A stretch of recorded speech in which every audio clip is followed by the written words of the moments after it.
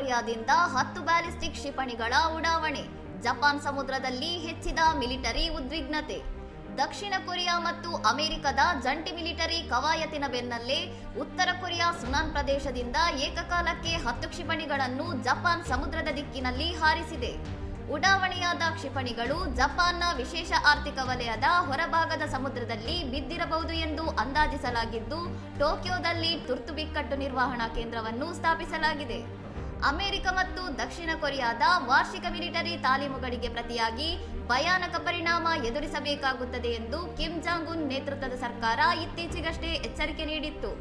ಈ ಉಡಾವಣೆಯನ್ನು ದಕ್ಷಿಣ ಕೊರಿಯಾದ ಜಂಟಿ ಮುಖ್ಯಸ್ಥರು ಮತ್ತು ಜಪಾನ್ ಕೋಸ್ಟ್ ಗಾರ್ಡ್ ದೃಢಪಡಿಸಿದ್ದು, ಕ್ಷಿಪಣಿಗಳ ಸಾಮರ್ಥ್ಯ ಹಾಗೂ ನಿಖರ ವ್ಯಾಪ್ತಿಯ ಬಗ್ಗೆ ಹೆಚ್ಚಿನ ತನಿಖೆ ನಡೆಸುತ್ತಿದ್ದಾರೆ. ಒಂದು ಕಡೆ ಕ್ಷಿಪಣಿ ಪ್ರಯೋಗ ನಡೆಯುತ್ತಿದ್ದರೂ ಕಿಮ್ ಜಾಂಗ್ ಉನ್ ಮತ್ತು ಡೊನಾಲ್ಡ್ ಟ್ರಂಪ್ ನಡುವೆ ನಡೆಯಬಹುದಾದ ಸಂಭವನೀಯ ಸಭೆಯ ಬಗ್ಗೆ ಅಮೆರಿಕ ಅಧ್ಯಕ್ಷರು ವಿಶ್ವಾಸ ವ್ಯಕ್ತಪಡಿಸಿದ್ದಾರೆ ಎಂದು ವರದಿಯಾಗಿದೆ. ಇನ್ನಷ್ಟು ಸುದ್ದಿಗಳಿಗಾಗಿ ನೋಡ್ತಾ ಇರಿ ಸೌರಂ ಟಿವಿ.